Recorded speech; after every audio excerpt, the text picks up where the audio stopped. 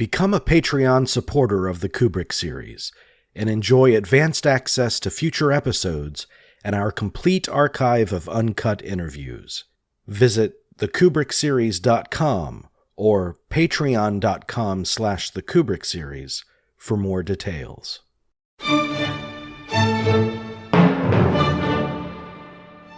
Over the course of 13 feature films, he examined a diverse range of topics and themes, from the glories and dangers of technology. I'm sorry, Dave. I'm afraid I can't do that. To the moral conflicts inherent in war. Whose side are you on, son? Our side, sir. How about getting with the program? He investigated the duality of man with unblinking honesty. With a fierce intelligence, he embraced the ambiguous, revealing deeper layers of truth with every viewing of his work. You've always been the caretaker. His films were of their time, ahead of their time, and timeless. Mr. President, I'm not saying we wouldn't get our hair mussed, but I do say no more than 10 to 20 million killed, tops. In this series, we will examine the works of Stanley Kubrick, works that will continue to challenge, fascinate, and exhilarate audiences for as long as there are movies. This is the Kubrick Series.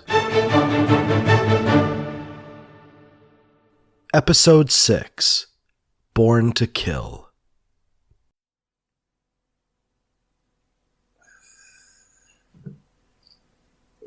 Well, I mean, the question is that, I feel about the films is it truthful? Is it interesting? This is the voice of Stanley Kubrick. To worry about the sort of mandatory scenes or touches which people often think make a picture more, I keep thinking of the word ingratiating for the audience, seems to me, not something that you really have to do. I think the audience has more, is more intelligent and reacts more to the truth than some of the people that try to outguess them think they will.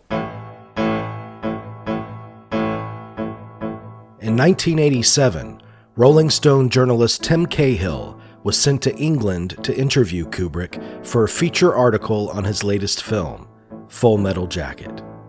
These tapes, which Mr. Cahill recorded not for broadcast, but merely as a guide for crafting his profile for the magazine, had never been heard by the public before Mr. Cahill provided them to us for the enjoyment and enlightenment of Kubrick Series listeners. I had assumed, having read many interviews with him doing my research, they sound like the philosophical maunderings of chess masters, a couple of chess masters talking or something. So I didn't know if I could be that kind of interviewer. So, yeah, I had some apprehension that Stanley Kubrick required an intellectual type approach, which is all I'd ever seen written about him.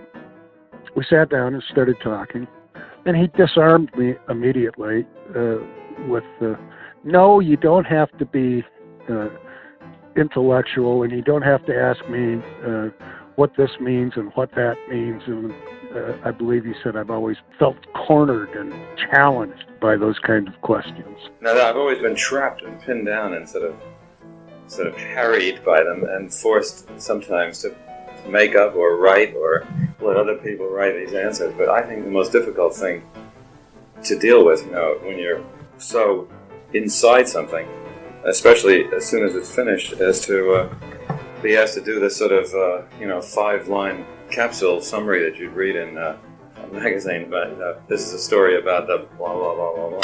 I still can't tell somebody what Past the Glory is about, without sounding like a bad synopsis of it. Throughout the course of this episode, you'll hear some of Kubrick's insights from these recordings about the visual splendor of war, his direction of actors, and choice of locations. But we begin where it all began for him, a semi-autobiographical book titled The Short Timers by Vietnam veteran Gustav Hasford. Gustav went through his whole life saying, I am not Joker, I am not Joker. Writer and Hasford aficionado Jason Sanford. But there is a very strong autobiographical element in the novel. In some ways, he is Joker. He served in Vietnam. He was in the Marine Corps. He served as a correspondent for Stars and Stripes, very much like the character I'm just referring to. He went over there. He actually was assigned to stateside duty on a newspaper. Didn't like it. He wanted to go and basically, in some ways, test his manhood by going to Vietnam. So he was sent over just in time. He spent time there during the Tet Offensive. It does feel very much like, he was taking a lot of what he saw and working it into fiction. This is my rifle. There are many like it, but this one is mine. My rifle is my best friend. It is my life. I must master it as I must master my life. Without me, my rifle is useless. Without my rifle, I am useless.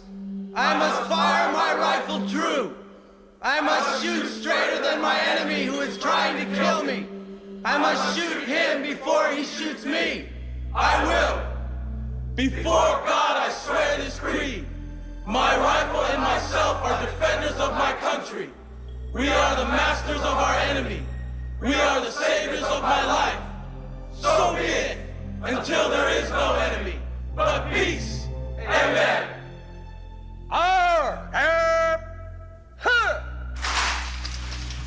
The film is very faithful to the first part of the novel, which deals with the boot camp.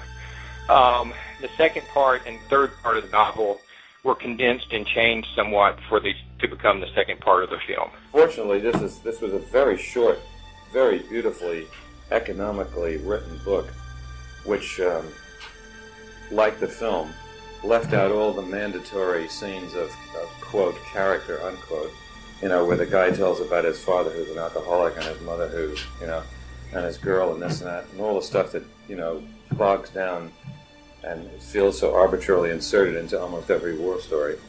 The book is incredibly sparsely written. A hell of a lot is from the book. Some of it was to put it in the screenplay stage. Kubrick has a history of not involving the authors in the adaptations. But he tried to involve Gustav in this one, didn't he? Absolutely he did. And it literally drove both of them crazy. I believe it was about 5 years before the movie came out, Gustav gets a call from Stanley Kubrick. They evidently had long conversations. I mean, hours and hours of talking on the phone. There was definitely a love-hate relationship. There were times when Gustav hated Kubrick. Definitely the relationship did not work out. I do know one thing that was a breaking point for the two was Kubrick wanted to give him a screenwriting credit of, quote, additional dialogue, which Gustav, his famous quote is, "Those fuckers retyped my novel and they tried to put their names on it." And eventually, he sued Kubrick, and Kubrick gave him, screenwriting credit and all, full credit and all that kind of stuff with the others. So, but it was that whole situation that really soured it, I think, for Kubrick. The fact that Gustav just kept coming back to them over and over and wouldn't stop. Here was a ex-Marine, a Vietnam War hero who basically was like, and Gustav was not a small man either. We're not talking, he was a big man. Here's a man who's basically like, you know what, I'm going to keep coming at you until you give me what I want. And so I think that got under Kubrick's skin, and it definitely got under Gustav's. In the midst of his falling out with Hasford, Kubrick enlisted the writing assistance of Michael Herr, whose acclaimed memoir, Dispatches, memorably portrayed his time as a correspondent for Esquire magazine during the Vietnam War. This wasn't Herr's first foray into the world of cinema. Francis Ford Coppola had tapped him years before to pen Martin Sheen's narration for Apocalypse Now. Saigon. Shit. I'm still only in Saigon. Together, Kubrick and Herr worked to flesh out the spare prose of Hasford's The Short Timers. Their goal? to strip the war film of its traditionally moralizing tendencies, and focus instead on capturing the sense of war as a phenomenon. Well, he understood war as, something that was totally undesirable, and generally, he felt it meant there'd been a failure somewhere along the line between, from the understanding and diplomatic interaction which is needed to avoid these things. But he also understood that from the dawn of man, it's almost as if it's a gene inside the human race. Kubrick's longtime assistant, Leon Vitali. Astonishing, isn't it, that when one talks about the 20th century, people talk about the First World War, which lasted from 1914 to 1918, and then, 21 years later, there was another World War. And then after that, after 1945, there was Korean War. And after the Korean War, there was the Vietnam War. And you realize that in between the world wars, somewhere on the planet, and particularly, say, in Russia after 1918, there was a war going on there. There was wars in the Balkans. In fact, there were wars happening all the time. And you think of Britain, for instance, from 1850, they were involved in 5 wars before they even got to the First World War. So you understand that it's a pattern in human nature at the moment, or that's one of the ways we could maybe understand it and learn how to deal and cope with it. Mm-hmm. And so he understood that there was an inevitability about war, but inside that, of course, you have a multitude of stories that make up the total picture of a war, and it can be a national phenomenon, as in Dr. Strangelove, where the war is actually a Cold War, where not a shot is fired, but the threat is huge and always there. Paths of Glory, where human life meant very little to any of the sides fighting. You pitched people in and just said, you're fighting for your country, get on with it. And right up to Full Metal Jacket, where, there was a feeling that, it was a war that was basically unnecessary and probably shouldn't have been fought, and was fought, with little understanding of the kind of war that should be fought. The people who got it right, of course, were the North Vietnamese, who understood they'd been fighting in the field for 20 years, for God's sake, before the Americans came along. And, it wasn't thought out, and it wasn't understood. So, inside the phenomenon of war and man's, preoccupation with it, there are all these angles and ideas and stories and philosophies and God knows what.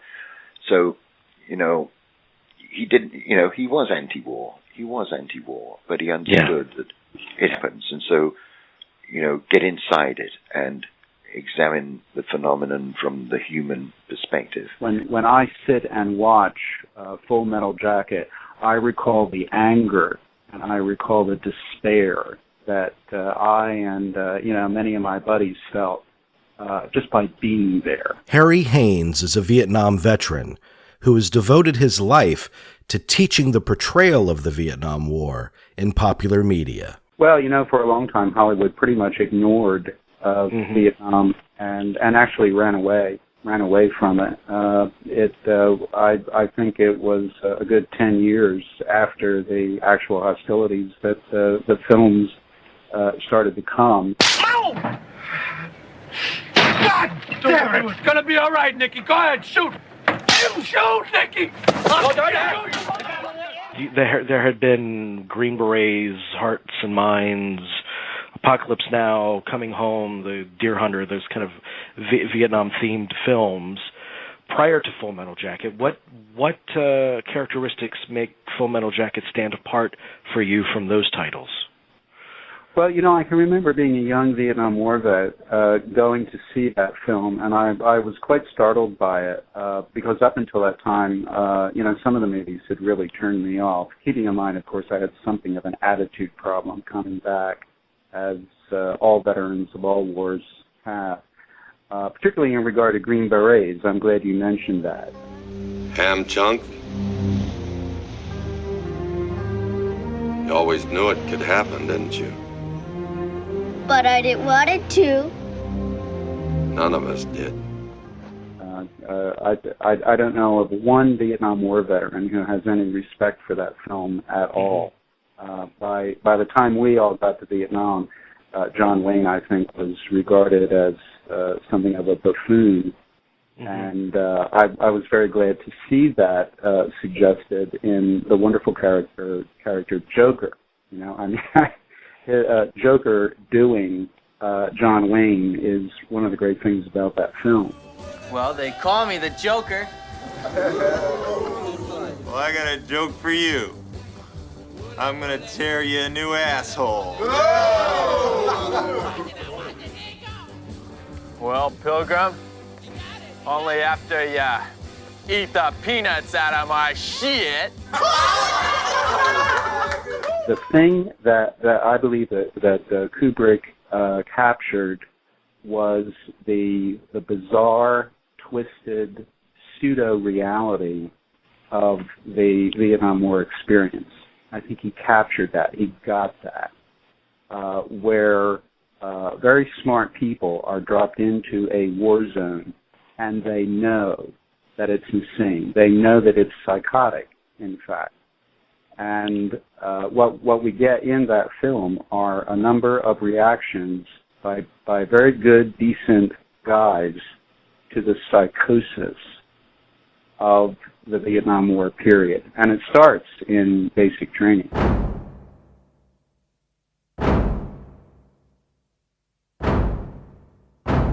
Full Metal Jacket is typically referenced as a film in two parts. The first 45 minutes takes place in a Paris Island boot camp. Fairly early, we are introduced to the central characters who will dominate this first section of the film. R. Lee Ermey plays Gunnery Sergeant Hartman, a relentless drill instructor who motivates through a constant barrage of aggressive posturing and filthy insults. I am Gunnery Sergeant Hartman, your senior drill instructor. From now on, you will speak only when spoken to, and the first and last words out of your filthy sewers will be sir. Do you maggots understand that? Private J.T. Davis is quickly nicknamed Private Joker by the drill instructor. He's played by Matthew Modine. You had best unfuck yourself or I will unscrew your head and shut down your neck! Sir, yes, sir! Private Joker, why did you join my beloved corps? Sir, to kill, sir! So you're a killer? Sir, yes, sir! Let me see your war face. Sir! You got a war face? Ah! That's a war face! Now let me see your war face! Ah! Bullshit! You didn't convince me! Let me see your real war face! Ah! You don't scare me! Work on it! Sir, yes, sir! Then there's Leonard Lawrence, an overweight recruit who absorbs the brunt of Sergeant Hartman's fury. What's your name, fat body? Sir, Leonard Lawrence, sir. Lawrence what, of Arabia? Sir, no, sir. That name sounds like royalty. Are you royalty? Sir, no, sir. Do you suck dicks? Sir, no, sir. Bullshit, I'll bet you could suck a golf ball through a garden hose. Sir, no, sir. I don't like the name Lawrence. Only faggots and sailors are called Lawrence. From now on, you're Gomer Pyle. Sir, yes, sir. Do you think I'm cute, Private Pyle? Do you think I'm funny? Sir, no, sir. Then wipe that disgusting grin off your face. Sir, yes, sir. Embodied by actor Vincent D'Onofrio, Leonard's floundering demeanor represents just about the farthest thing from a human killing machine as you could imagine. But that will change over time. Actor Vincent D'Onofrio. When he started a dialogue with you about the role and about the film, how descriptive was he about what he wanted out of that character? He was, well, he didn't talk a lot about it, but he did say that he was weak-minded, and it was that and the pressure of the Marine Corps and the training process that made him, turn into having this psychotic rage. But he wanted him to appear to be a country bumpkin that eventually turns into this kind of explosive killer. Joker. Everybody hates me now. Even you. Nobody hates you, Leonard.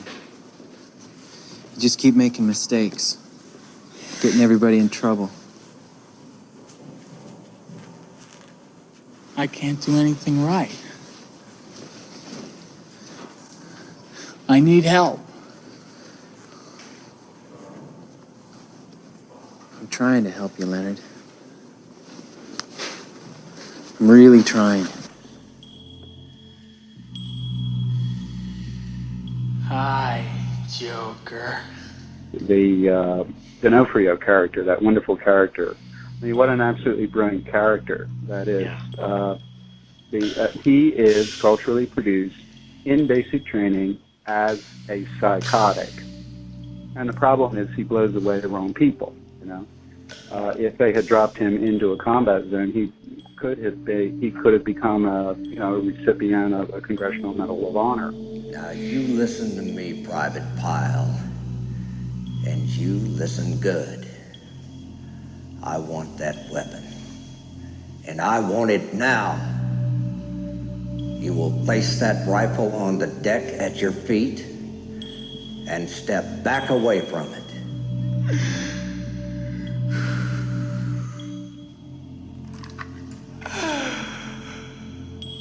What is your major malfunction, numbnuts?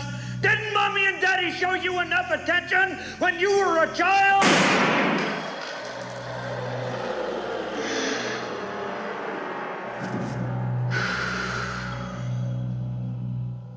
The underlying theme of that film is how do you maintain your sanity in an environment that is thoroughly psychotic and in an environment where death really has very little meaning other than the fact that, well, you're dead. And for me, Kubrick captures that perfectly in that film.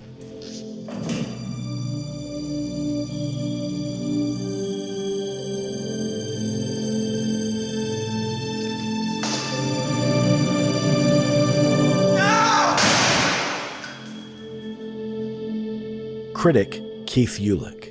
I mean, it's so interesting because, you know, when he shoots Early Ermey, he goes down in slow-mo. But when he shoots himself, it's quick. Where it's like there's a split second and then bam. You know, if you want to talk about it like it's an orgasmic shot or something, I mean, it's like the orgasm lasts a millisecond, and then it's just like everything goes limp, and like immediately goes into, you know, the fade in on Vietnam with the hooker coming up and doing the me so horny. You know, it's like, I don't know if you can necessarily even process what's going on. These boots are made for walking, and that's just what they'll do. One of these days, these boots are gonna walk all over you. You got girlfriend, Vietnam? Not just this minute. Yeah. Well, baby, me so horny. Me so horny. You keep lying. Me love you long time. The transition is indeed a shocking one between Private Pyle's murder-suicide and the strut of Nancy Sinatra's appropriate "You've been messin' where you shouldn't have been messin'." We are plunged into the world of Vietnam. Yet it's not quite the environment we've experienced in previous cinematic iterations of the war, perhaps as a result of Kubrick's choice of England as his filming location.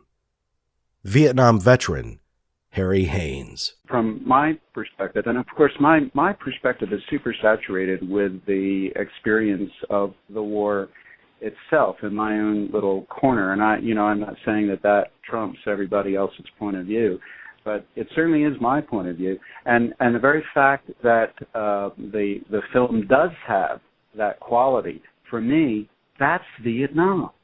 You know, that's Vietnam. In a sense, Vietnam itself wasn't quite Vietnam, at least the way we Americans experienced it. It always seemed weird, the whole thing. In fact, I can remember several times just sitting around with GIs. One guy would say to the other, "You know, this is really like a movie," and that was a very common observation. So the fact that Kubrick shot that film from that point of view, I think in a very odd way, he captured it. You know, he got it. If he had been able to take his crew off to Southeast Asia and actually shoot it in Vietnam, it would have been a completely different movie.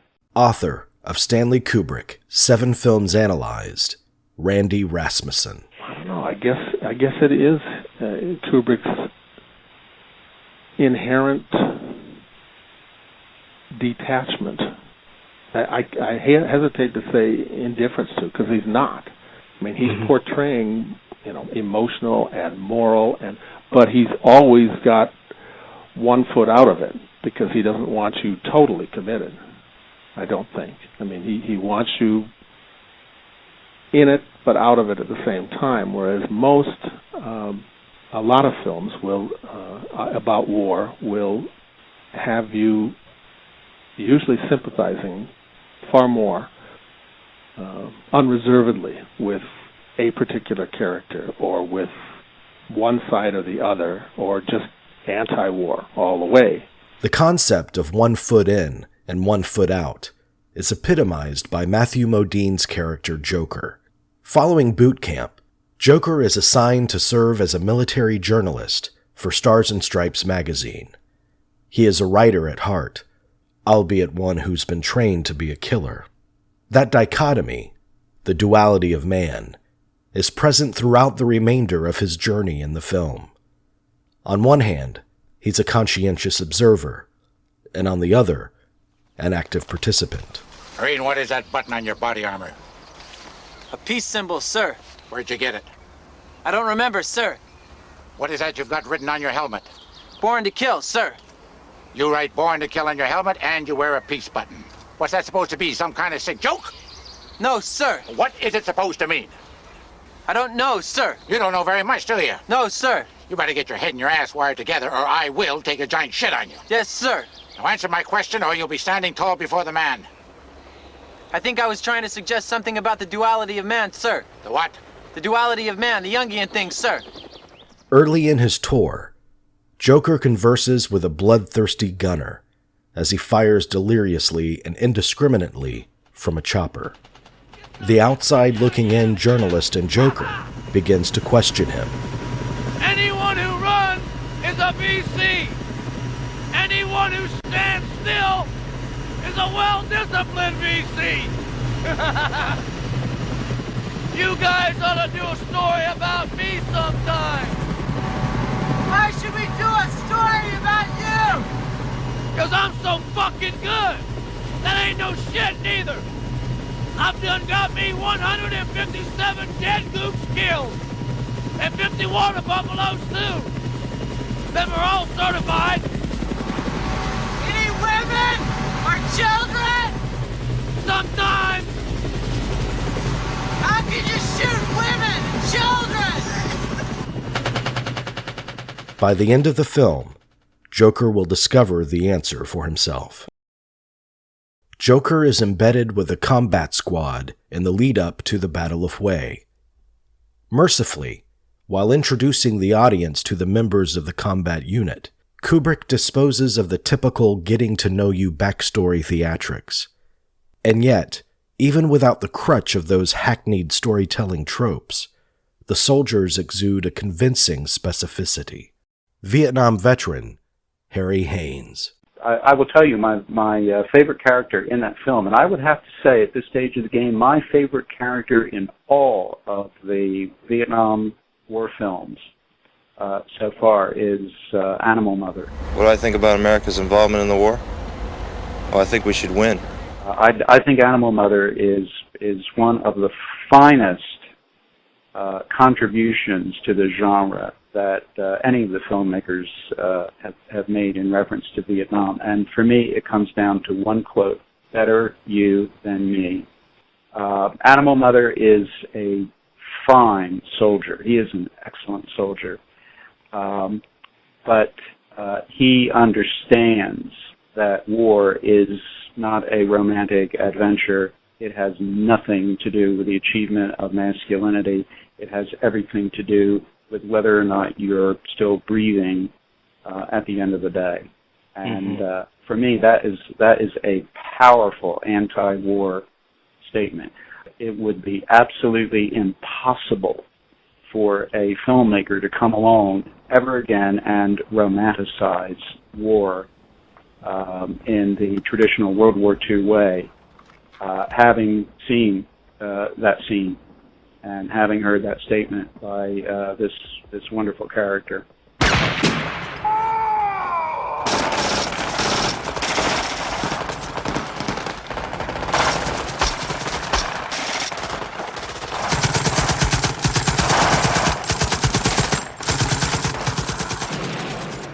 Animal Mother takes charge in the climax.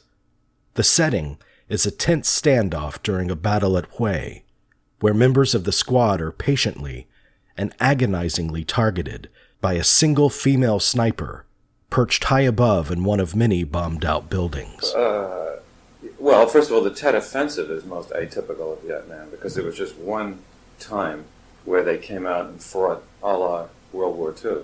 And Hue was the biggest example of it because they had a division in Hue, and it was a real World War II kind of battle. One of the things that makes Full Metal Jacket unique is that it focuses on the Tet Offensive and particularly the fighting at Hue. And the fighting at Hue was truly unique in that war. Most of the war had to do with small groups out in the bush humping and encountering other small groups. Hue was completely different. Hue was the closest thing that our troops experienced in Vietnam to the kind of fighting that characterized World War II, where you go house to house and it's up close and personal. And so that's another quality that makes this film unique. And what that does, of course, is open up all kinds of possibilities for characters to get wasted, for them to blow away other people up close and personal. The killing of the sniper, for example, who turns out to be female, is pretty much unprecedented in any of the films made about Vietnam. Once Joker discharges the final bullet that puts the female sniper out of her misery, he joins the rest of his squad as they walk out into the night towards their next destination. As they leave behind a scene of infinite fire and rubble, they break out into an unlikely song. We play fair and we work hard and we're in harmony. For me, that scene functions as a message to the civilian population, the people who by the grace of God, did not make it to Vietnam, as if to say, you're responsible for this. And you see how we take the songs that we learned as children and we bring them into this horrific environment. So for me, that's like the exclamation point for that film. I think people feel very uneasy. I certainly feel uneasy when I see that scene. Years later, here I am in my 60s. I still feel creepy when I see that scene and hear that particular song sung by guys who are out there with weapons and they're looking for people to kill. But I think it's good to feel creepy in that instance. I truly do, and I think it's especially good for the civilian population to feel uneasy about that, because we send guys like that to do our dirty work generation unto generation. Film and philosophy professor Daniel Shaw. Well, I mean, it just seemed to underline to me the pointlessness of the Vietnam War. I mean, it's a perfect metaphor for how powerless our technological superiority was in the face of commitment, when a scrawny young girl can hold off a whole squad of Marines. First time I saw it, that it goes right from that to Mickey Mouse, was really jarring. I was left with a bad taste in my mouth. But in the long run, I've come to think of it as genius, because it's the Disney mentality that got us into that.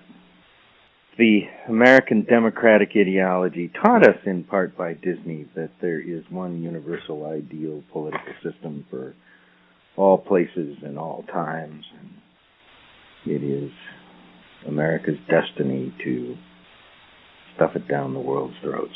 I mean, also, of course, we've got the Marines singing the Mickey Mouse song, which was, there to suggest the lost innocence of these boys, who not so many years ago were probably actually singing the Mickey Mouse song with the television set, with Annette Funicello. M-I-C-K-E-Y-M-O-U-S-E. Hey there, hi there, ho there, you're as welcome as can be. M-I-C-K-E-Y-M-O-U-S-E. The film's climactic set piece, which is one of the greatest in the history of war films, is aided in no small part by its unique filming location, an abandoned gasworks factory on the north bank of the Thames. Well, there was this, I should think there'd be no place in the world that you'd ever find like it. We found this area which has this 1930s functionalism, industrial functionalism architecture, which you see. We have stills in the, obviously not every bit of way look like that, but the sort of outer industrial parts, are absolute carbon copies of those buildings.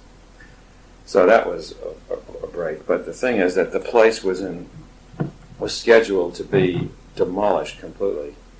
It had been owned by British Gas, and they allowed us to blow up buildings. We had demolition guys there working for a week, laying charges, and had this spectacular,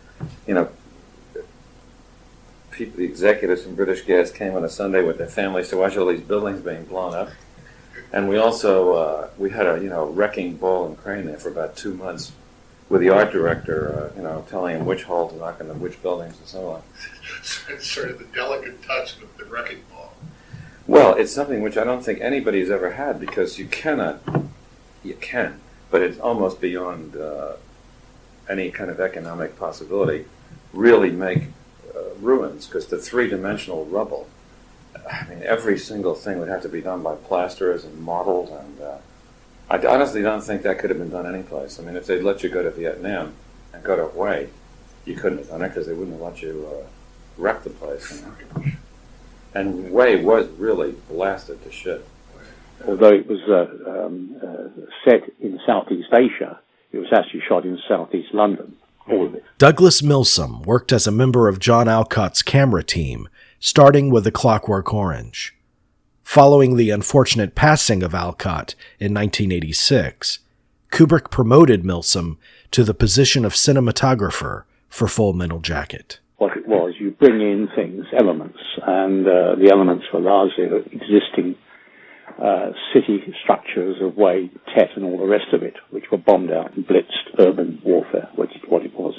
But what it was, as you know, it was a gas factory, or gas power station, if you like, which was going to be demolished. Mm. So a lot of stuff was actually gelignite and pulled down by military to reduce it to rubble for us. So they did it, and we shot it. So we had already a bombed-out city completely built for us, and all we did was put several hundred palm trees here and there and skips, and place them to taste in most of the compositions, and set lights on them, that sort of thing. Mm. So that was another aspect. We tested that, and then we thought, well, let's keep it dull. You can't. The heat isn't at Vectrin Gas Works. It is in Vietnam. You've got to make this place feel like they're dying. It's heat, unimaginable. humidity and one thing and another. But that was the only difficult thing to do, to keep the cold breath from it, because they were frozen some of the time, jackets and things like that, bare shoulders, and it was cold. It was just winter. The whole thing went through summer to winter. So, again, testing stuff, which was shooting again, either first light or last light. Or if we had to shoot during the day, the weather had to be pretty grey and overcast. So you could, the sultriness of it, and obviously. Yeah. So to shoot wide open meant, stacking a lot of NDs on the lenses, to reduce the exposure through the lens, so it flattened it out a lot. So if you had a daylight exposure right at 1622, we still shoot at f1.4. So we put NDs all up front and take the correction filter off so it went kind of cold, and kept everything wide open. So even on the wide-angle lenses, it still looked shallow, and you were shooting full aperture, so you got the maximum effect from all the fire, the gun bullets, shells, fire, crackers, anything that was going off looked completely real. You saw, you weren't pulling that in, you weren't underexposing it, you were overexposing everything, even though you had a bright, full lit day. So again, that was more testing. So all this stuff, this is what you talk about before it goes. So when you're into it, you get on with it. You get the lenses. He wanted to shoot with Nikons.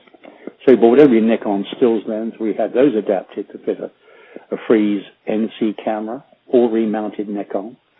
Mounts on the camera. I think the lens arsenal then was something over 100 different lenses. And wild cameras and this, that, and the other. And again, I was operating and lighting the show for him, and so there's very few people involved, really, in even the film the size of Full Metal Jacket. We never had a huge crew. There was myself, obviously a full crew, an assistant cameraman, grips, 2 electricians or something like that, and that's how we carried on the way we did.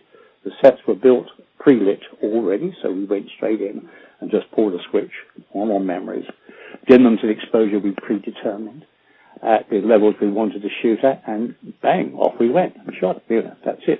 So it was really, really prepared, and technically in that sense. That gave him all the time in the world to work with actors. When it came to choosing his actors, Kubrick solicited videotapes from thousands of hopefuls, hungry young actors who were eager to work with the legendary filmmaker. We reached out to 2 of the film's stars, Matthew Modine and Vincent D'Onofrio, to share with us their Full Metal Jacket experience, beginning with that videotaped audition process. Actor Matthew Modine. I was in Los Angeles at this restaurant with my friend David Alan Grier when opposite me was another young actor named Val Kilmer, and Val was giving me these dirty looks and kind of mumbling to himself. And I asked David, I said, unless this guy has Tourette's, he's giving me the hairy eyeball. And David looked over his shoulder and he says, oh, that's Val Kilmer.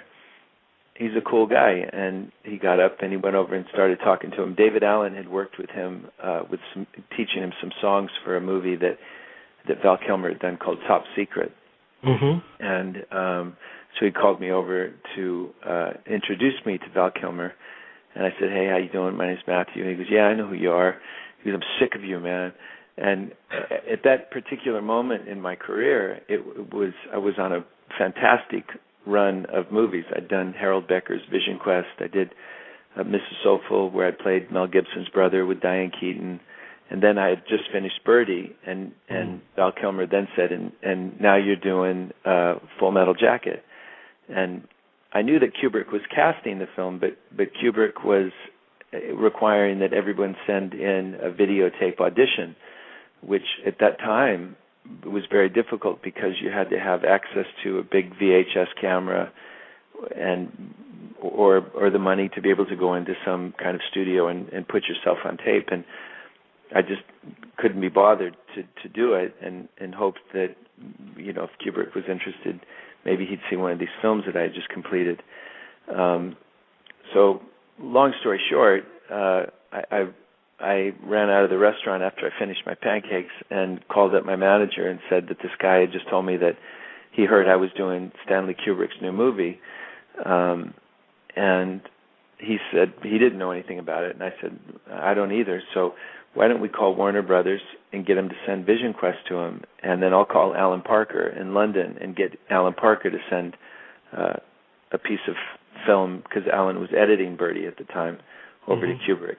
And I went back to New York, and I guess it was probably a month later, I heard the mail slot open on my front door, and a script got slid through it, and it was from Stanley Kubrick asking me to read the script and consider being in his film. Actor Vincent D'Onofrio. Modine and I were friends, and we had met at auditions and stuff like that, and I was working as a doorman at the Hard Rock Cafe. I was doing theater at the time and working as a doorman to pay the rent, and he passed by with his wife Carrie one day, and I said, what are you up to? And he said, well, I'm going off to do this thing with Kubrick. He said, you should send tape out there, because there's this other part that hadn't been cast. And I sent the tape, and then I did a monologue from a play that I was doing. And then I got a call back, and that started the Stanley and I talking about the part. And yeah, it ended up to be my first film. Okay, one other thing. There's 3 beats on when you do it. It should be 3 shakes. This is my gun. No, in time to the thing. This is my rifle. This is my gun. This is for fighting. This is for fun. So give it 3, because a lot of people just still touch and go with what they're doing. Kubrick was long considered one of our most enigmatic filmmakers, and out of this grew a series of rumors about his working methods, particularly concerning his penchant for endless takes. Kubrick addressed this aspect of his reputation to Rolling Stone reporter Tim Cahill. Actors are sometimes undisciplined enough not to go home and go to sleep at night and learn their lines, and they go out and they come the next day and they haven't learned the lines. And you cannot act without knowing dialogue. If you have to think about anything when you're acting, even if you can say the words, you have to think about the words. You cannot work on the emotion. And even thinking about the words make mistakes, I mean, you're just miles away from what you're doing. So it's happened on every film, where somebody will do this pretty consistently. And once they start, there's not much you can do about them. You can fire them on day 1 and maybe replace them. But when you get into day 12, you can threaten them, you can cajole them, you can try to appeal to their sense of what reputation they're creating among the crew, but it doesn't. Some people are simply not able to get themselves sufficiently together to, over a period of time, discipline themselves and go home and work. So they come in and they don't know their lines. So now we get into a thing where, do you start shooting? Or at what point do you start? So you usually start too early. They blow a lot of takes, or they're not doing it properly. So you wind up, say, with this particular actor, maybe doing 30 takes of something, and every one of them is in some way fucked up because he really hasn't got a grip on it. Then the guy goes back to America, and if he's nice, he says, oh boy, Stanley's such a perfectionist. He does 100 takes on every scene. I had to do this thing, 100 times. So the 30 becomes 100. And, of course, they never say why you did so many takes. I don't do a lot of takes when it's good. You really, there's no way to fake your way through it if you don't know the words. If you have to think, you cannot think about the words. And you can see it in there. You can just see a lack of concentration in their eyes, and there's no way they can do it. And, you're stuck. You're standing there. There's 100 people waiting. So you either try to shoot it and hope you get something out of it in pieces, or you send them back to their dressing room, you do nothing, and they're trying to learn the lines. So whatever happens, it's not good. So I now have this reputation of doing 100 takes on everything, and it simply isn't true. Actor Matthew Modine. He said that I get accused of doing so many takes, and I do a lot of takes because actors don't know their lines, and I was like, what do you mean? I know my lines. And it wasn't until I'd finished the film, I met a man named Marvin Minsky, who it turned out was somebody who was responsible for this expression, artificial intelligence. And Marvin Minsky was a friend of Stanley Kubrick's who had worked with him on 2001: A Space Odyssey. That was just one of those weird coincidences of life, of serendipity. And because I met Marvin Minsky, and I said, "Oh my God, I loved your book. It called The Society of Mind." I said it was such a great book, and I said that it was after reading the book I understood something that Stanley Kubrick was talking about lines. He says he gets accused of doing a lot of takes because actors don't know their lines, and in your book you talk about the process that a child goes through of learning to discover that the hand is part of the arm, which is a part of the body, which is a part of the baby. That all of these, that a child reaches for something, sticks his finger in his eye, and that muscle memory of learning how to use your hand, how to use your arm to reach for a glass of water that the baby spills all over his face, that then learns to bring the cup of water to the face and drink without spilling it all down the front. These are all things that we have to learn.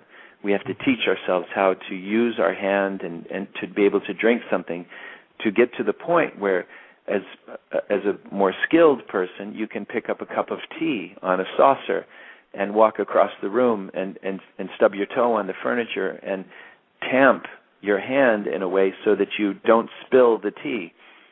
And I said, that's what Stanley Kubrick was talking about. Knowing your lines is like to go through the process that a baby goes through of knocking the cup over, spilling the cup, to get to the point where you can walk across the room with a cup of tea and a saucer and not spill it. And that's when Marvin Minsky told me. He said, Stanley Kubrick and I were great friends. And I said, oh, of course you were. But that's what Stanley Kubrick was talking about, knowing your lines. You have to have them in your body so that you're not acting, but you're being.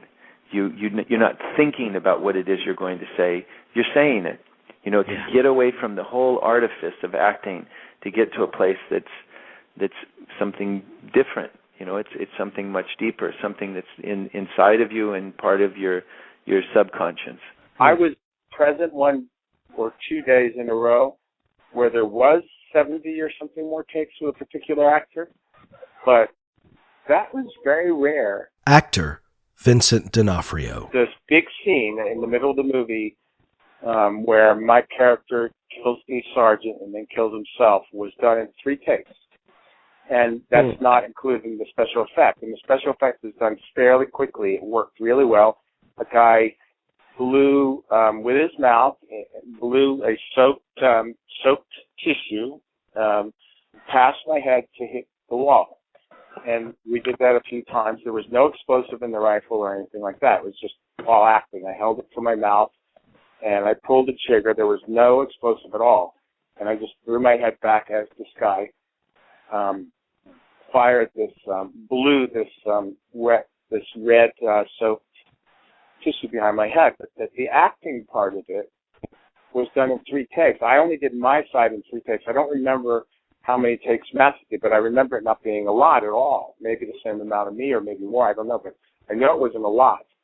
Mm-hmm. I remember that scene very particular. I also remember hearing a lot of stories, like you said, that you've heard about Stanley doing many takes, so I know he had that reputation. But I don't know if I was lucky or what was going on there, but we never did that. I think the most takes I ever did was 11 takes, and that was because it was during the blanket party. There's a shot where everybody's getting out of their beds in a sort of sequence while the dolly rolls on a track. And so that was he wanted it to have a certain rhythm to it as the camera comes up onto the bunk and you see Joker and Cowboy, if I'm correct, starting to talk to Leonard before he gets pummeled by the blanket party. Right. So that was a very particular shot, and I only had to do it I had to do it like 11 times. I remember it being really exhausting because it was a very emotional scene for my character, but, that's what I was being paid to do. There was a day, and I wrote about this in my book, Full Metal Jacket Diary. It was part of my diary that I took on the responsibility of that I had no business taking on, which was the scheduling of the film, and that before the end of the first week, we were already a week behind, and by the end of the first month, we were still a month behind. And I felt that being the lead actor in his film, that I took the responsibility of that we're not moving forward because of something that I was doing, which was ridiculous because it had nothing to do with me. And I felt like I didn't know what I was doing, and I didn't know how to play this character that Stanley Kubrick was giving me an opportunity to play. And I knew it was a really important film. I knew this was a really difficult character, maybe the most difficult character I'd ever played. And I was wandering around in a field, and I saw Stanley driving across it in his Jeep, and I tried to hide in the grass so he wouldn't see me. And of course he did, and he drove across the field and drove up and said, "Hey, jump in, I'll give you a ride to the set." And I said, No, it's okay, I'll walk. And he could see that I was disturbed and upset, and he said, "What's wrong?" And I said, "Well, Stanley, I don't know how to play this role. I don't know what you want from me. I don't know what I'm doing." And he shut the Jeep off, and he pulled on his beard, and he scratched his forehead, and he said, "Listen, I don't want you to play anything. I just want you to be yourself." And I said, "Yeah, sure, Stanley. Okay, yeah, I'll just be myself." And he said, "Jump in the Jeep. I'll give you a ride to set." I said, "No, it's okay. I'm gonna walk." And he drove off. And I wrote in my diary that I know the important part of that sentence was to be, and that not to play, but to be. And it's something that if you read the whole diary is a continuing theme throughout the diary of a young man. I was in my early 20s working with this arguable genius and learning to be. The concept of simply being might have posed a significant challenge for most actors, but R. Lee Ermey was no ordinary actor. He was himself a former Marine and drill instructor, so he was a natural fit for the juicy role of drill instructor Gunnery Sergeant Hartman in the first half of the film. But he wasn't Kubrick's first choice. Lee Ermey was hired to be the technical advisor on the film, and it was when he was auditioning the extras on the film, and he had Tim Cahill, who becomes the helicopter. He's shooting the helicopter, the waist gunner, and the helicopter, saying, "Get some, get some." And I say, "How do you shoot women and children?" And he says, "Easy, you just don't lead them as much." That was the drill instructor. That's Tim Cahill. He's a really nice man, a really wonderful actor. And Stanley wanted him to practice with the extras that were working on that were auditioning for the film. And he'd yell at him for a while, practice some lines that he was going to say as the drill instructor, and get tired, and his throat would hurt. And so he'd say, "I don't want to do it anymore." But still, we had 25 extras that still needed to be auditioned and put on tape for Stanley to look at to decide who was going to be in the film. So Lee Ermey would then step in front of the camera and start to audition these kids. And Lee Ermey is Lee Ermey. He's not any different than what he is in the film, in life. And Stanley would look at the videotape and see Tim Cahill, who was acting, playing the role, doing a good job. But then Lee Ermey would get in front of the camera, and he wasn't playing, he was. And that's why I say this is a constant theme in the diary, is that Stanley wasn't looking for something that's artificial. He's looking for something that is. And Lee Ermey wasn't acting. He was being the drill instructor. Kubrick's personal assistant, Leon Vitali. Now, Full Metal Jacket, I read a quote from R. Lee Ermey who said that you kind of acted as his drill instructor during the process of making that film. Yes. and what you can say is this, that, for a man who'd spent a good part of his life, shouting and screaming at others, he was extremely generous and good-natured enough to allow me to do that with him. He was great. He was so great because, first of all, there was a desire. He came to England. He hadn't got that part. He was there as a technical advisor.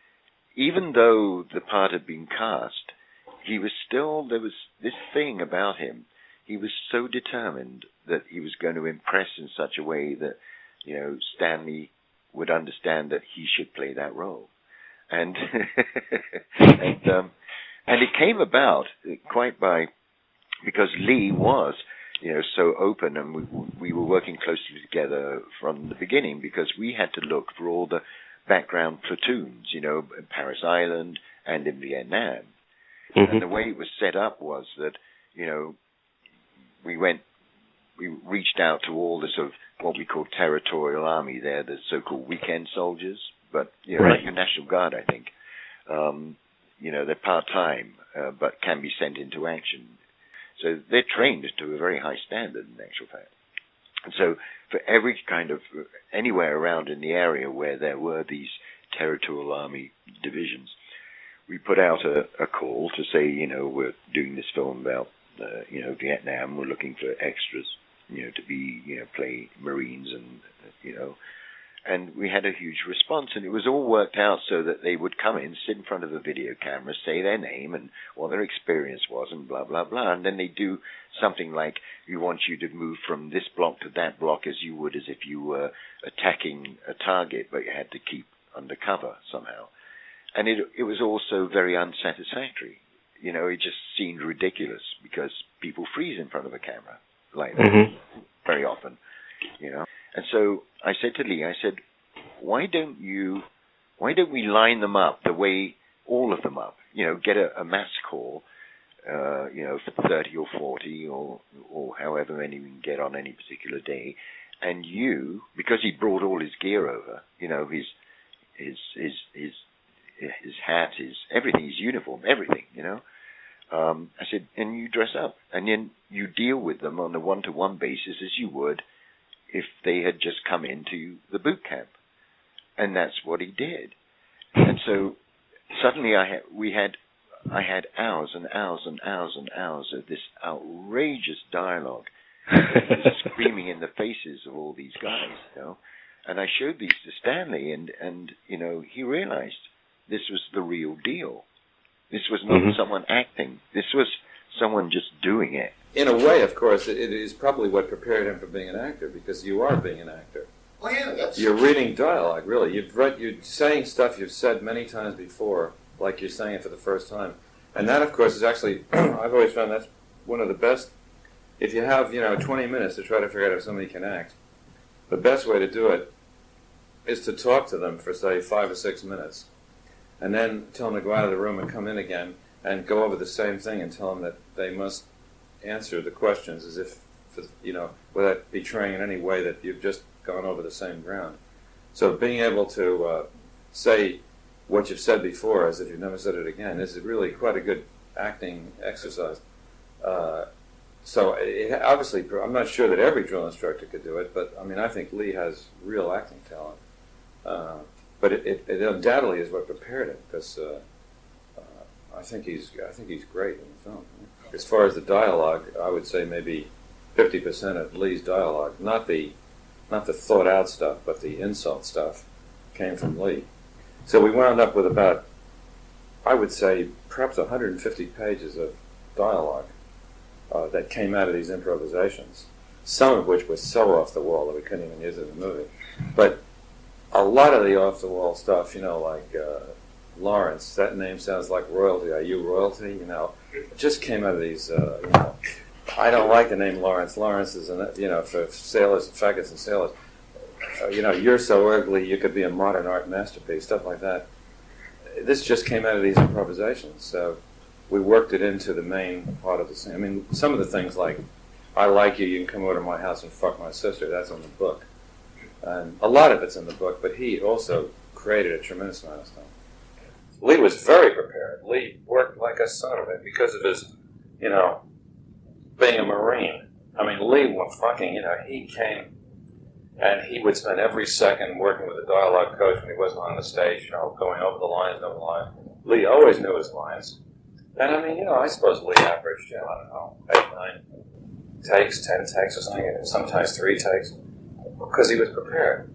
First of all, you can't give enough credit to R. Lee Ermey's performance as the drill sergeant, because he came out and he gave this thing, nobody had ever, people had seen portrayals of drill sergeants, but nobody had ever heard a drill sergeant, Kubrick was really smart. He let him do his own shtick. He gave us the real thing. Film critic Glen Kenney. And that was incredibly galvanizing and made you sort of really just made your jaw drop, honestly. And it's always useful when a film actor can give the audience some catchphrases, and God knows this guy gave us some of the most obscene and disgusting catchphrases known to mankind. So I think that dynamic really helped, and the whole creepiness of the it's a basic training horror movie. It's like the Sands of Iwo Jima meets Psycho. The horrors on screen were superbly supported by the film's percussion-heavy score, which was composed by Kubrick's daughter, Vivian, who accepted the credit under the pseudonym Abigail Mead. But there were also a slew of popular songs that showered the film, some of which were distinctly atypical. Oh, well, I mean, it depended on the scene. I mean, first of all, it just seemed, certain music, we had, I don't know, we must have, I guess we've got probably everything that I could find that from about 1962, which was too early, right up to the period. We got the Billboard, list of top 100s for each year and so forth, and we just went through all the stuff that seemed like interesting choices, got the stuff in, tried it against the scene, and certain things just work with the scene and some don't. And sometimes it has to do with just is the dynamic range of the recording too great to ever work in with the dialogue? I mean, is it because if you have to come under the speech at some point, and if there's a tremendous dynamic range, you just wind up hearing the loudest things, and you don't hear the bass or anything else. So some of the choices really just have to do with that. But of that, I picked the things that somehow seemed, interesting and worked for the scene. Film and philosophy professor Daniel Shaw. In Apocalypse Now, it very much created the kind of immersion effect in the milieu of the late 60s and early 70s, and it made it all rather intoxicating. The Ride of the Valkyries helicopter attack, or the Rolling Stones when the guys skiing behind the PT boat. But the effect of the music in Full Metal Jacket is like Bertolt Brecht's Entfremdungseffekt. It's this kind of distancing, this kind of alienation, this kind of cognitive dissonance that doesn't allow you to just get into it. And that's, I think, part of his effect. I think Bertolt Brecht had that as his intent initially, with that idea, a kind of distance us from becoming immersed in what is so intoxicating about the experience of war. And I don't think there's really a point at which it is intoxicating. Film critic Glen Kenney. His use of music is pretty hot in this picture. I mean, he's always been. He tended to use classical music quite a bit in his pictures, and that was always, his use of contemporary classical music and stuff like The Shining and 2001: A Space Odyssey has been commented on, and rightly so. It's pretty great.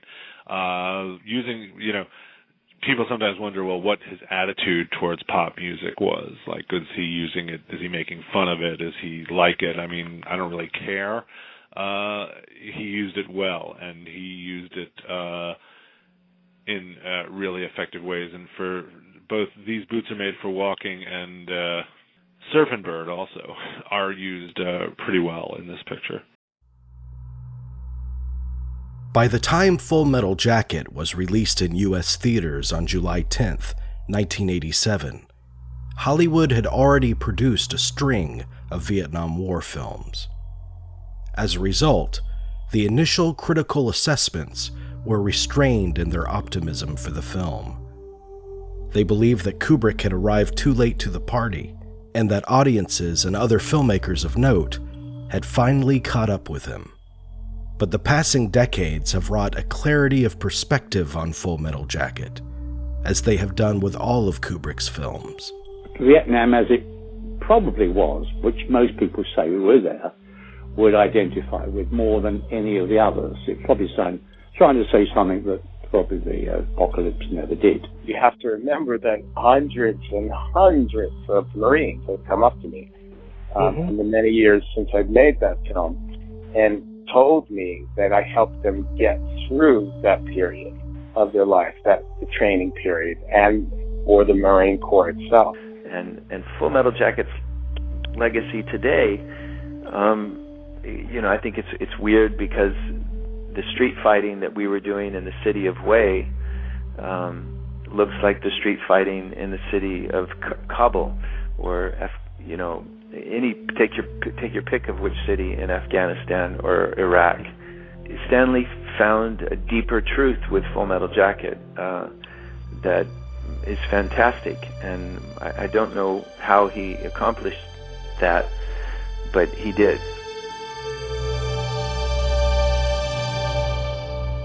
Full Metal Jacket stands as another towering achievement in Kubrick's gallery of contrasts and conflicts.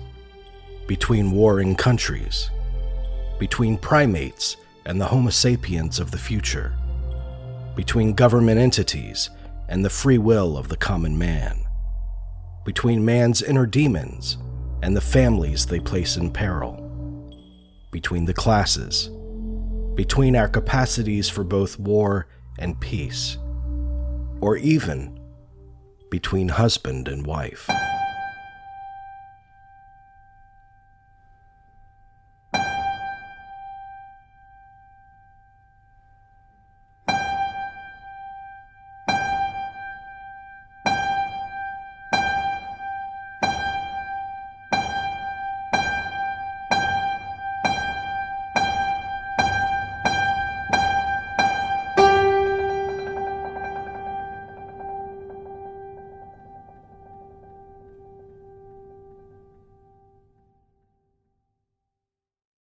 Become a Patreon supporter of the Kubrick Series and enjoy advanced access to future episodes and our complete archive of uncut interviews. Visit thekubrickseries.com or patreon.com/thekubrickseries for more details.